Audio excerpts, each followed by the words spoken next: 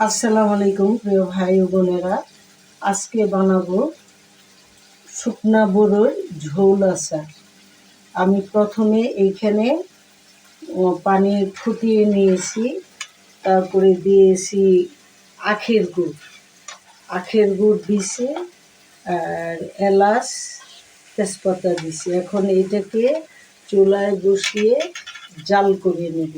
আর বড়ইগুলিকেও গরম পানি দিয়ে ধুয়ে পানি ঝরিয়ে নিয়েছি।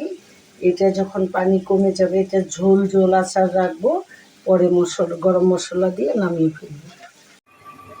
হয়ে গেছে আমার গুড়ের শিরা করা। এখন আমি দিয়ে দিব। আমার গুড়টা অনেক সুন্দর জাল দেওয়া হয়ে গেছে, কালারটা অনেক সুন্দর হয়েছে। দেখেন গুড়টা বেশ শিরা হয়ে গেছে। এখন দিয়ে দিব আমার ধুয়ে রাখা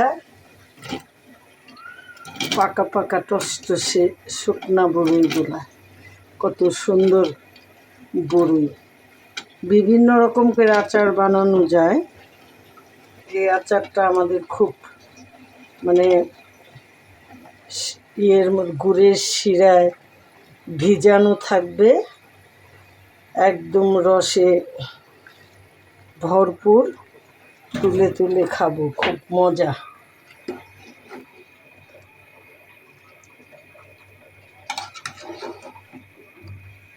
এখন আমি চুলায় রেখে দিব, আস্তে আস্তে জাল হবে। বড়িগুলা দিয়ে দিছি, একটা বলক দিব, তারপরে আস্তে আস্তে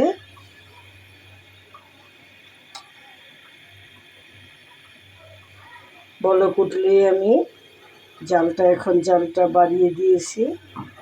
এই আচার বানাইতে কোনো মশলার প্রয়োজন হয় না। যে যেমন খায়, আপনারা যদি মনে করেন আমরা ঝাল খাবো, দিতে পারেন। আমরা ঝাল খাই না, শুধু দিব।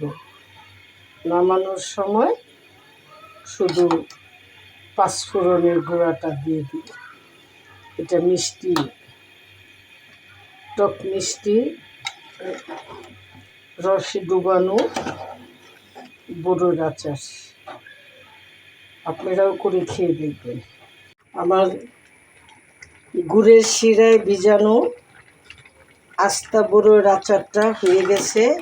এখন এর মধ্যে আমি দিয়ে দিব বিট লবণ দিলে আচারের স্বাদটা বেড়ে যায়। আমি দিয়ে দিলাম বিট লবণ। এখন এটা আসলে শুধু মিষ্টি না, একটু ঝালও হবে, তাই আমি দিয়ে দিলাম চিলি ফ্লেক্স। আপনারা যে যেরকম ঝাল খান ওই পরিমাণ চিলি ফ্লেক্স দিয়ে দিলাম। আর দিয়ে দিব পাঁচফোড়ন, গুঁড়া করা পাঁচফোড়নটা দিয়ে দিব। পাঁচফোড়ন না দিলে আচারে কোনো ঘ্রাণ হয় না। দিয়ে দিলাম।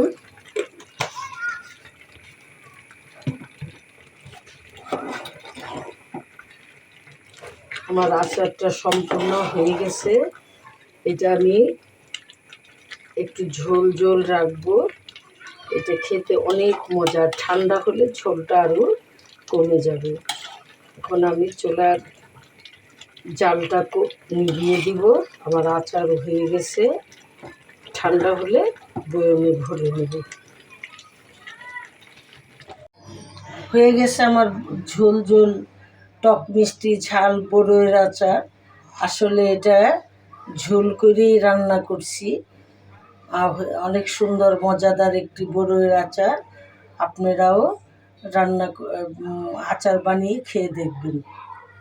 আমাদের সম্পূর্ণ ভিডিও দেখার জন্য অসংখ্য ধন্যবাদ। এভাবেই আমাদের পাশে থাকবেন, লাইক দিবেন এবং কমেন্ট করে জানাবেন কেমন হয়েছে আচারটা। আবার আপনারা কিভাবে রান্না করেন এটাও জানাবেন।